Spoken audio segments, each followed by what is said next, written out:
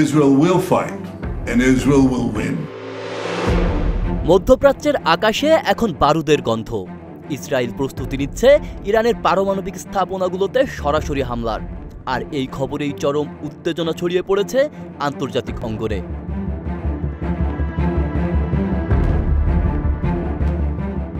Tehran থেকে এসেছে কড়া হুঁশিয়ারি, যদি ইসরায়েল হামলা চালায় তাহলে এর পুরো দায়ভার গিয়ে পড়বে যুক্তরাষ্ট্রের উপর। ঠিক এই মুহূর্তেই যখন ওয়াশিংটন ও তেহরানের মধ্যে নতুন করে পারমাণবিক আলোচনা শুরু হতে যাচ্ছে, তখনই পরিস্থিতি ভয়ানক মোড় নিচ্ছে।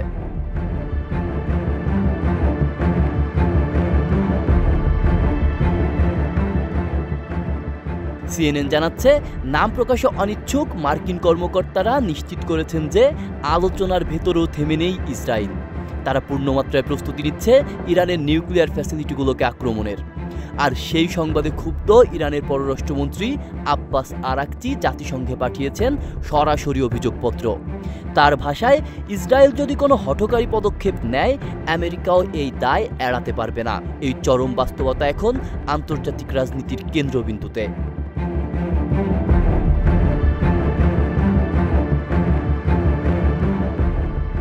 ইরান হুঁশিয়ারি দিয়েছে, ইহুদি রাষ্ট্র ইসরায়েলের যে কোনো আগ্রাসনের জবাব হবে তীব্র ও চূড়ান্ত।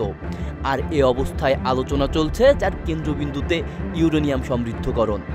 2015 সালের ঐতিহাসিক চুক্তিতে ইরানকে শুধু শান্তিপূর্ণ কাজে 3.67% ইউরেনিয়াম সমৃদ্ধ করার অনুমতি ছিল, অথচ এখন তারা তা বাড়িয়ে 60% নিয়ে গেছে। যদিও এটি এখনও 90%-এর নিচে, যেটি একটি পারমাণবিক অস্ত্র তৈরির জন্য প্রয়োজনীয়।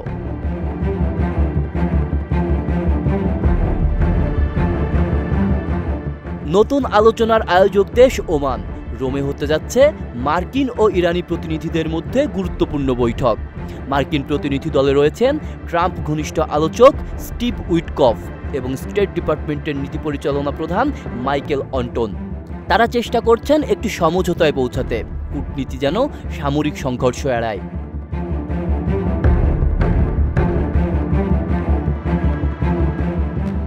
তবে মার্কিন কংগ্রেসে পররাষ্ট্রমন্ত্রী মার্কো রুবিও জানিয়ে দিয়েছেন, ইরানের কোনো ইউরেনিয়াম সমৃদ্ধকরণ সক্ষমতা থাকা উচিত নয়।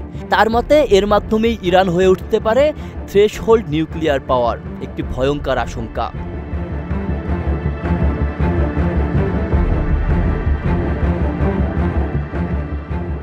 ইরান চাইছে 2018 সালে ট্রাম্পের আরোপিত নিষেধাজ্ঞা প্রত্যাহার, বিশেষ করে তাদের পেট্রোল রপ্তানিতে যে বাধা দেওয়া হয়েছে তা তুলে নেওয়া।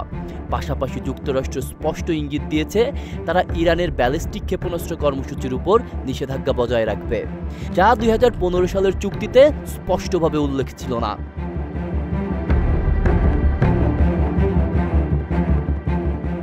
এই জটিল সমীকরণে একটি ভুল পদক্ষেপ হতে পারে সর্বনাশা। ইসরায়েলের হামলার সম্ভাবনা, ইরানের পাল্টা হুঁশিয়ারি আর পারমাণবিক আলোচনার অনিশ্চিত গন্তব্য, সব মিলিয়ে বিশ্ব এখন এক শ্বাসরুদ্ধকর অপেক্ষায়। প্রশ্ন একটাই, এই উত্তেজনা কোথায় গিয়ে থামবে? আব্দুল্লাহ রাফসান জনি, ঢাকা প্রকাশ।